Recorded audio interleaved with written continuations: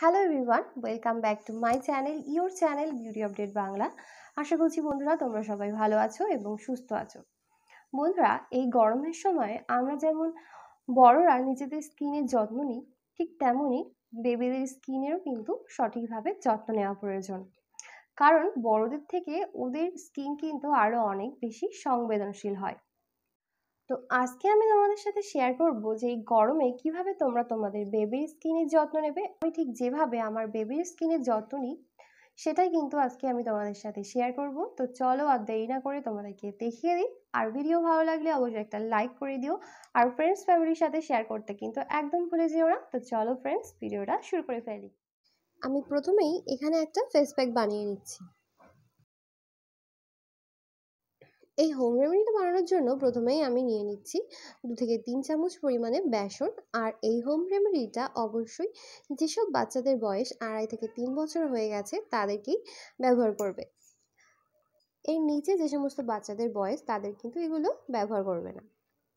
আর এর মধ্যে দিয়ে দিচ্ছি 1/4 স্পুন হলুদের গুঁড়ো। আর আর এখানে দিয়ে দিচ্ছি পরিমাণ মতো কাঁচা দুধ। দিয়ে সব ইনগ্রেডিয়েন্টসগুলোকে খুব ভালোভাবে এখানে মিশিয়ে নিচ্ছি। পরিমাণ মতো কাঁচা দুধ এখানে দিয়ে দেবে। এবার এই মিশ্রণটার মধ্যে দিয়ে দিচ্ছি 1 টেবিল স্পুন মতো মধু। দিয়ে আবারও খুব ভালোভাবে একসাথে মিশিয়ে ফেলছি। এরপরে যে ইনগ্রেডিয়েন্টসটা দিতে হবে সেটা হচ্ছে নারকেল তেল। 1 চামচ পরিমাণে নারকেল তেল আমি এখানে দিয়ে দিচ্ছি। দিয়ে সব ইনগ্রেডিয়েন্টসগুলোকে খুব ভালোভাবে মিশিয়ে নিচ্ছি। এখানে শালিমার কোকোনাট অয়েল আমি ব্যবহার করছি। তোমরা যে কোনো বেবি অয়েল এখানে ব্যবহার করতে পারো। আমার বেবি যখন ছোট ছিল তখন থেকেই কিন্তু ডাক্তার ওকে শালিমার কোকোনাট অয়েলটা ব্যবহার করার কথা বলেছে। তো তখন থেকেই কিন্তু এটা আমি ওকে ব্যবহার করাই।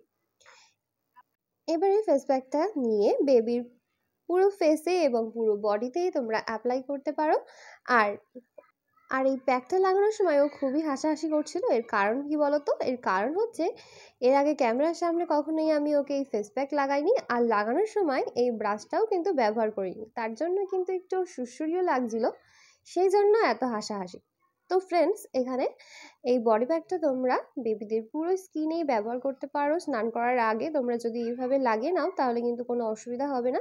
স্নান করার সময় খুব ভালোভাবে তোমরা ওদের পুরো প্যাকটাকে খুব ভালোভাবে ধুয়ে ফেলতে পারবে। অ্যাকচুয়ালি বেবিরা সাধারণত খেলাধুলা করতে বেশি পছন্দ করে। তো তো সেই কারণে ওদের স্কিনের ওপরে কিন্তু বেশি ধুলো বালি ময়লা জমা হয়।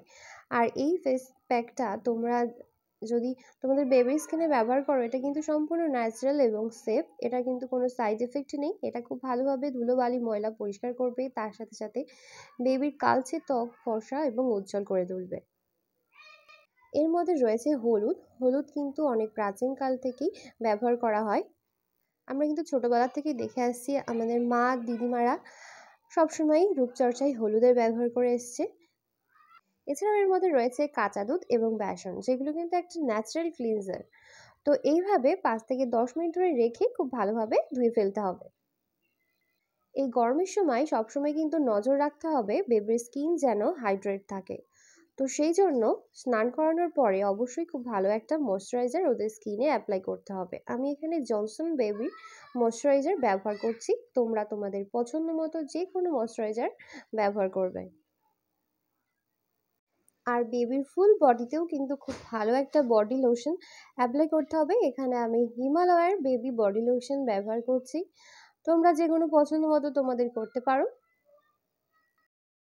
আর এখানে আমি তো ওর হাতে এবং পায়ে খুব ভালোভাবে বডি লোশনটা অ্যাপ্লাই করছিলাম। তার ফাঁকে আমার কাছ থেকে বডি লোশনের কৌটোটা নিয়ে নিজেই কিন্তু মাখা শুরু করে দিয়েছে।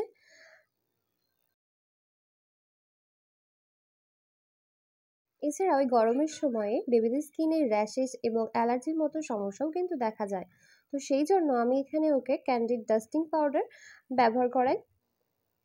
আমি ড্রেস পরানোর আগে খুব ভালোভাবে ওর পুরো গায়ে ক্যান্ডিড ডাস্টিং পাউডার অ্যাপ্লাই করে দিয়েছিলাম। তো সেটা তোমাদের আর দেখালাম না। তো এখানে আমার বেবির স্কিন কেয়ার মোটামুটি সবই কমপ্লিট।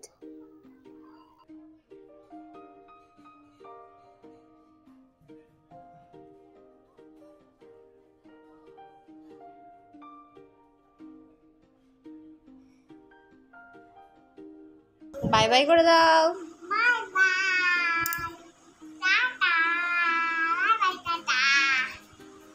লাগলো আজকের ভিডিও অবশ্যই কমেন্ট করে জানিও, ভালো লাগলে একটা লাইক করে দিও, আর চ্যানেলে নতুন হয়ে থাকলে চ্যানেলটা সাবস্ক্রাইব করে রেখো।